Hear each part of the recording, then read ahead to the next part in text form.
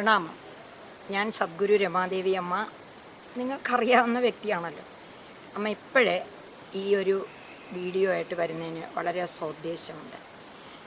കാരണം ഇനി കുറച്ച് ദിവസങ്ങളേ ഉള്ളൂ നമുക്ക് രാമായണ മാസം ആരംഭിക്കാൻ. അതിനെന്താ അമ്മ, രാമായണ മാസം ആരംഭിച്ചോട്ടെ, ഞങ്ങൾ രാമായണ പാരായണം തുടങ്ങും, എല്ലാം ഓക്കെ എന്ന് പറയും. പക്ഷേ ഇക്കുറി എനിക്ക് നിങ്ങളോട് ഉപദേശിക്കാൻ ഒരു കാര്യമുണ്ട്. സജഷനാണ്, ഉപദേശമല്ല. അത് നിങ്ങൾ വിനയാന്യതരായിട്ട് സ്വീകരിക്കാമെങ്കിൽ വളരെ ബെനിഫിറ്റ് നിങ്ങൾക്കുണ്ടാകും. കാരണം ഇത്രയും കാലം നമ്മൾ രാമായണ മാസം ആചരിച്ചു, രാമായണം പാരായണം ചെയ്തു. എന്താണ് ഈ രാമായണ പാരായണത്തിൻ്റെ ഫലം? അല്ലെങ്കിൽ അത് നിങ്ങൾ പറയും ഫലശ്രുതി ഇന്നതാണെന്ന്. അതല്ല ഞാൻ പറയാൻ ഉദ്ദേശിക്കുന്നത്. ഈ ഒരു മാസം നമ്മൾ കൊണ്ടുവന്നിരിക്കുന്ന ഈ ഒരു വലിയ ഒരു സംരംഭം ഒരു മാസത്തേക്കെങ്കിലും എന്നാണ്. അപ്പോൾ അതിൻ്റെ ആത്വികമായ അല്ലെങ്കിൽ ശാസ്ത്രീയമായ എഫക്റ്റ് എന്താണെന്ന് ഞാനിപ്പോൾ പറഞ്ഞു തരാം. ഏതായാലും ഞാൻ ഇത്രയും 7 നൂറ്റാണ്ട് കഴിഞ്ഞു, അല്ല 70 വർഷം കഴിഞ്ഞു, 7 നൂറ്റാണ്ട് ജീവിച്ച ഒരു മഹർഷി പ്രഭാകര സിദ്ധയോഗിയുടെ പിൻഗാമിയാണ് ഞാൻ.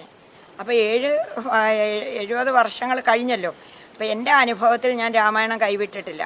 അപ്പോൾ ഇതിൻ്റെ ശരിയായ ശാസ്ത്രീയ വശം ഞാൻ മനസ്സിലാക്കി വെച്ചിട്ട് അതാണ് ഞാൻ നിങ്ങളോട് പറയാൻ പോകുന്നത്. അത് നിങ്ങൾക്ക് ഒരുപാട് പ്രയോജനം ചെയ്യുന്ന കാര്യമാണ്.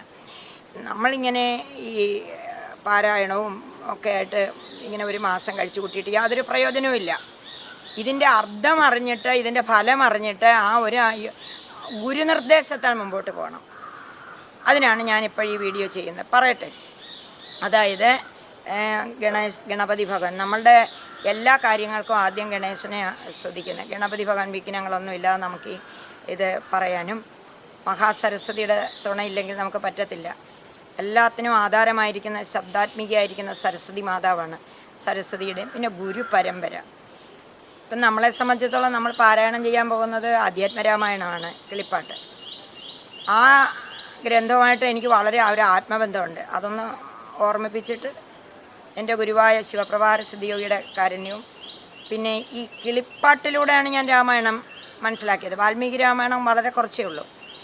അപ്പോൾ കിളിപ്പാട്ട് രാമായണം, അധ്യാത്മരാമായണം എഴുതിയത് എൻ്റെ ജന്മദേശമായ അമ്പലപ്പുഴ വെച്ചാണ് എഴുത്തച്ഛൻ. എഴുതുമല്ലായിരുന്നു, അത് ട്രാൻസ്ലേറ്റ് ചെയ്യുമായിരുന്നു. ഒരു തെലുങ്ക് കവി കൊണ്ടുകൊടുത്ത പുസ്തകം വിവർത്തനം ചെയ്ത് മലയാളത്തിലേക്ക് കൊണ്ടുവരുന്നു.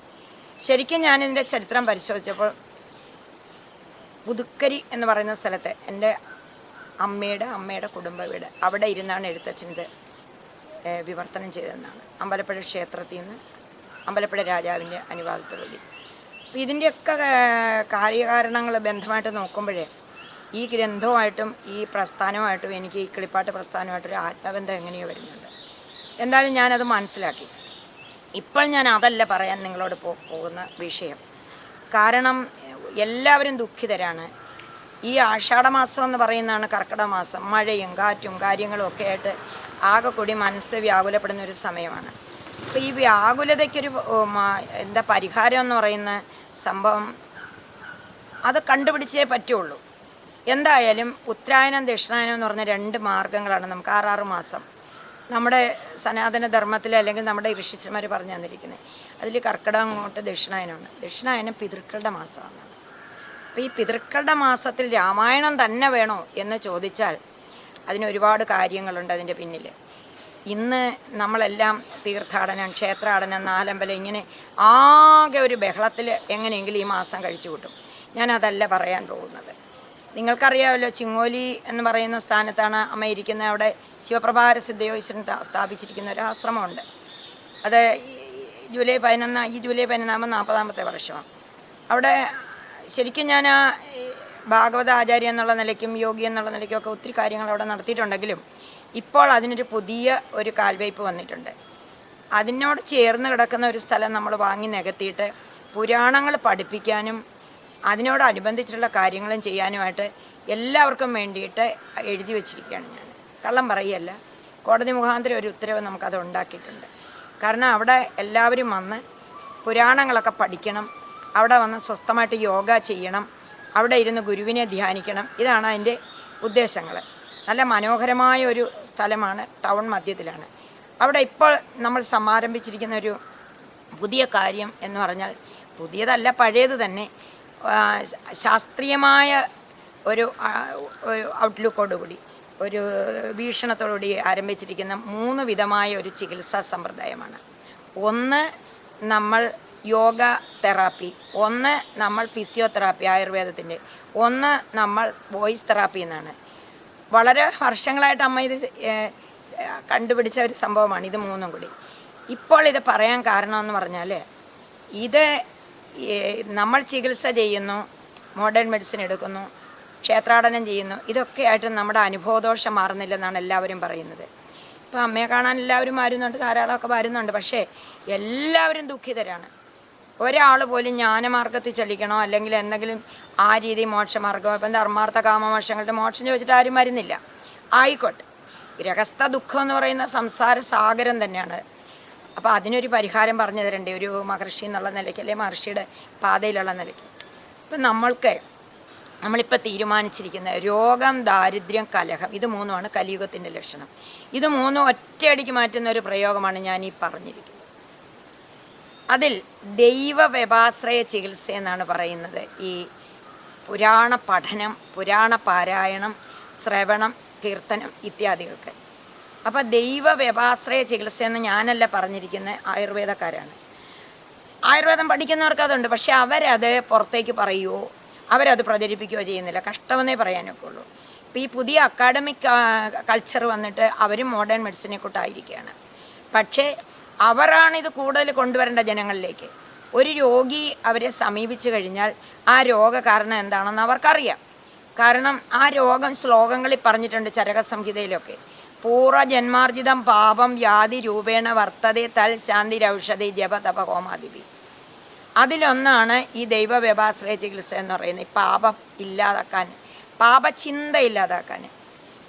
ഇപ്പം ദൈവത്തെ കൂട്ടുപിടിക്കുക എന്ന് പറഞ്ഞാൽ പുണ്യപാപങ്ങൾ ഇല്ലാതാക്കാൻ ദൈവം എന്ന് പറയുന്ന ആ പുണ്യപാപങ്ങളുടെ വിധാതാവ്, അല്ലെങ്കിൽ അതിനെ നമുക്ക് എന്താ പറയേണ്ട, ഒരു ജഡ്ജ് ചെയ്യുന്ന ആൾ എന്ന് തന്നെ വിചാരിക്കാം. ജഡ്ജ് ചെയ്യുന്ന ബോധം, ആ പുണ്യപാപങ്ങൾ എന്ന് പറയുന്നത് ഇല്ലാതായെങ്കിൽ മാത്രമേ നമ്മുടെ മനസ്സ് ഫ്രീ ആകത്തുള്ളൂ. ഇതിനെ ആയുർവേദം പറയുന്ന പ്രജ്ഞാനപരത എന്നാണ്, ഗിൽറ്റി കോൺഷ്യസ് എന്നാണ് പറയുന്നത്. നമ്മുടെ മനസ്സിൽ എന്തോ തെറ്റ് ചെയ്തു, അതവിടെ കിടക്കുകയാണ്, അത് വളർന്ന് വലുതാകും. എത്ര നമ്മൾ മറക്കാൻ ശ്രമിച്ചാലും ചില പ്രവൃത്തി ദോഷങ്ങളൊക്കെ നമ്മുടെ ഉള്ളിൽ നിന്ന് കയറി വരുമ്പോൾ ഇത് രോഗമാണ്.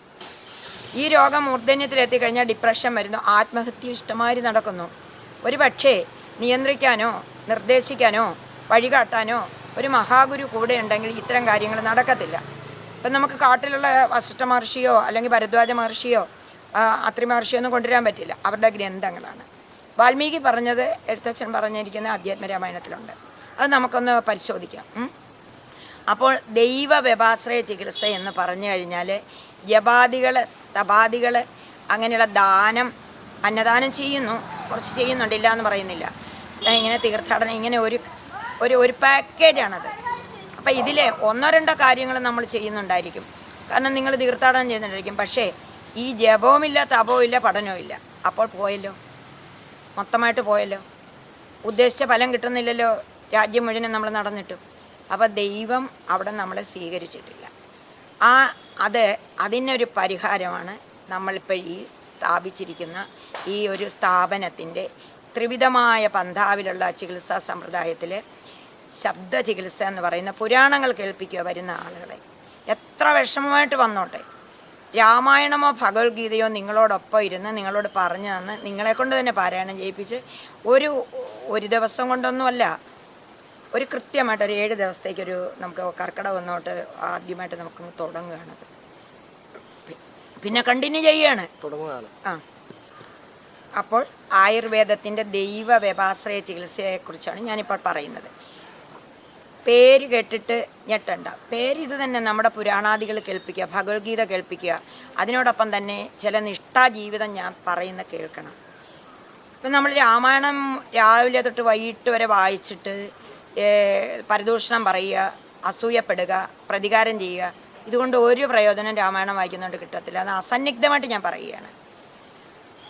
നമുക്ക് ആയുർവേദത്തെ തന്നെ സമാശ്രയിക്കാം. ആയുർവേദം ആണ് ഏറ്റവും കൂടുതൽ നമുക്ക് വഴികാട്ടിയായി നിൽക്കുന്ന ആദിവേദം എന്ന് തന്നെ വേണം പറയാൻ. അതല്ല പിന്നല്ലേ പുതിയ ചികിത്സാ സമ്പ്രദായങ്ങളൊക്കെ വന്നത്. അവർ തന്നെ ചിന്തിക്കുന്നില്ല ഇതിൻ്റെ പ്രവർത്തകരും ഡോക്ടർമാരും തന്നെ ചിന്തിക്കുന്നില്ല. അവരെ കൊണ്ട് ചിന്തിപ്പിക്കാനും നമ്മുടെ ആയുർവേദ കോളേജുകളിലും ആയുർവേദ ഹോസ്പിറ്റലുകളിലും ഇത് നടപ്പിൽ വരുത്താൻ വേണ്ടിയിട്ടുള്ള അശ്രാന്ത പരിശ്രമം ഞാൻ ചെയ്തുകൊണ്ടിരിക്കുകയാണ് കുറേ വർഷങ്ങളായിട്ട്. അതിൻ്റെ ഒരു ഭാഗമായിട്ടാണ് ഞാൻ ജനങ്ങളെ ബോധവൽക്കരിക്കാൻ നിങ്ങളിലേക്ക് വീഡിയോ ആയിട്ട് വരുന്നത്. അതായത് ഈ ഒരു ദൈവ വ്യപാശ്രയ ചികിത്സ എന്ന് പറയുന്നത് അതിനകത്തൊരു വലിയ ഒരു രഹസ്യം ഒളിഞ്ഞിരിപ്പുണ്ട്. ഈ മനുഷ്യ മനസ്സിൻ്റെ പല തലത്തിലുള്ള ആ ഒരു അവസ്ഥയെ വിശകലനം ചെയ്തെടുത്തിട്ട് അതിനെ കറക്റ്റ് ചെയ്യുക എന്നുള്ളത്. പുതിയ പേരും എന്താ മൈൻഡ് സെറ്റിങ്സ് എന്നൊക്കെ പറയുന്ന അതൊന്നുമല്ല, അതിനപ്പുറമാണ് നമ്മുടെ പൗരാണിക ഋഷീശ്വരന്മാർ തന്നിരിക്കുന്ന വ്യവസ്ഥ. അപ്പോൾ ദൈവം എന്ന് പറയുന്ന ഘടകം സൂപ്പറായിട്ടുള്ള നമ്മുടെ സൂപ്പർ കോൺഷ്യസ്നെസ് എല്ലാത്തിനും ഉപരിയായിട്ട് ഉള്ള അതിനെ കൂട്ടുപിടിക്കുക. അപ്പോൾ സറണ്ടർ ചെയ്യുക നമ്മളപ്പോൾ നമ്മുടേതായിരിക്കുന്ന നമ്മൾക്ക് മുകളിൽ ഒരാളുണ്ട്, നമ്മുടെ ഈഗോ പോയിട്ട് സറണ്ടർ ചെയ്യുക. അപ്പോൾ ഈ ദൈവ വ്യപാശ്രയ ചികിത്സ എന്തിന് എന്ന് ആയുർവേദക്കാർ പറയണം. ആയുർവേദം എന്നെ ശ്രവിക്കുന്നവരുണ്ട്, ഞാൻ ഒരുപാട് കോളേജുകളിൽ പോയി ക്ലാസ് എടുത്തിട്ടുമുണ്ട് ആയുർവേദത്തിൻ്റെ. അതായത് നമ്മൾക്ക് യുക്തിക്ക് അതീതമായ ഒരു സമ്പ്രദായമുണ്ട്. അത് മനസ്സിലാക്കാതെ എന്താ പറയേണ്ടത്, ജനങ്ങളുടെ തെറ്റ് എന്താണെന്ന് ജനങ്ങളിലേക്ക് കൊണ്ടുവരേണ്ട ഭിഷഗ്വരൻ അല്ലെങ്കിൽ വൈദ്യൻ എന്ന് പറയുന്ന ആളാണ്. അപ്പം ജനങ്ങൾ സ്വയം പ്രബുദ്ധരല്ല, ഒരിക്കലുമല്ല. അപ്പോൾ അവർക്ക് ഉണ്ടായിരിക്കുന്ന ആ മാലിന്യം, ബോധമാലിന്യം എന്താണെന്ന് അവരെ പറഞ്ഞ് പഠിപ്പിച്ച് മനസ്സിലാക്കി എടുക്കേണ്ട ആൾക്കാരാണ് വൈദ്യർ എന്ന് പറയുന്നത്, അല്ലെങ്കിൽ ആയുർവേദ ആചാര്യൻ എന്ന് പറയുന്നത്.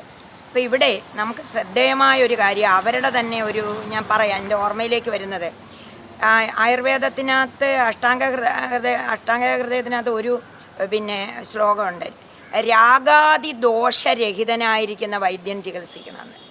വൈദ്യനെ തന്നെ പരാമർശിക്കാം. അങ്ങനെ രാഗ കാമ ക്രോധ ലോഭ മോഹ മത മത്സര്യങ്ങളില്ലാത്ത ഒരു വൈദ്യനെ പിടിച്ചുകൊണ്ട് വരാൻ പറ്റുമോ? നമ്മുടെ ഇന്ന് കാണുന്ന ഏതെങ്കിലും സൂപ്പർ സ്പെഷ്യാലിറ്റി ഹോസ്പിറ്റലിൽ അങ്ങനെ മോഡേൺ മെഡിസിനിലും ഉണ്ടോ? ഇല്ല. വൈദ്യന്മാരിലും ഇല്ല, ആയുർവേദം പ്രവർത്തനത്തിലില്ല. അപ്പം രാഗാദി ദോഷരഹിതനായിരിക്കുന്ന വൈദ്യൻ ആരാണെന്ന് ഡോക്ടർ ആദ്യം നമ്മളോട് പറയണം. നമ്മൾ ജനങ്ങൾ പാവങ്ങളാണ്, ജനങ്ങൾക്കിപ്പോൾ ഉത്തരം കിസ് പ്രോഗ്രാമൊന്നുമല്ല. എന്നാൽ ഞാൻ പറഞ്ഞുതരാം, നിങ്ങൾ അംഗീകരിക്കുക, കേൾക്കുക, അടിച്ചേൽപ്പിക്കുന്ന സ്വഭാവം അമ്മയ്ക്കില്ല. എൻ്റെ ഈ 78 വയസ്സിൽ ഞാൻ അറിഞ്ഞു വച്ചിരിക്കുന്ന അമൂല്യമായ ഈ അറിവ് നിങ്ങൾക്ക് തരികയാണ്. ഇത് നമ്മുടെ മനസ്സ് തന്നെ എന്നാണ് പറയുന്നത്, ആയുർവേദം പറയുന്നത്, ആചാര്യന്മാർ പറയുന്നത് ചരകസംഹിതയിൽ. ചരകസംഹിത വളരെ വിശേഷമാണ്. അപ്പോൾ രാഗാദി ദോഷങ്ങളില്ലാത്ത ഒരു മരുന്നിനതുണ്ടോ? ഇപ്പം നമുക്ക് തലവേദന വന്ന് ഒരു ഡോളോ കഴിക്കാമെന്ന് പറഞ്ഞാൽ മരുന്ന് പ്രവർത്തിക്കും, ശവത്തിന് പ്രവർത്തിക്കുമോ? ഇല്ല. അപ്പം രാഗാദി ദോഷരഹിതനായിരിക്കുന്ന വൈദ്യൻ എന്ന് പറയുന്ന ഓരോ ജീവൻ്റെയും സ്വന്തം മനസ്സ് തന്നെ. ഒന്ന് ആലോചിച്ച് നോക്കണം, ഇത് വെറുതെ പറയുകയല്ലേ, എത്രയോ കാലം പരിശോധിച്ചിട്ടാണെന്ന്. അപ്പോൾ അങ്ങനെയുള്ള ഒരു മനസ്സിൻ്റെ ഉടമയാക്കി നിങ്ങളെ എടുക്കണമെങ്കിൽ ഞാൻ അറിഞ്ഞു വച്ചിരിക്കുന്ന നഗ്നമായ സത്യമാണ്.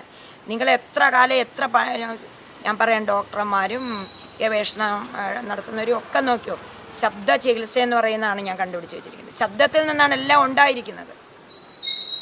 ശബ്ദത്തിന് രൂപമുണ്ടല്ലോ, നമ്മളിപ്പോൾ ആന എന്ന് പറഞ്ഞാൽ ആനയ്ക്കൊരു രൂപമുണ്ട്.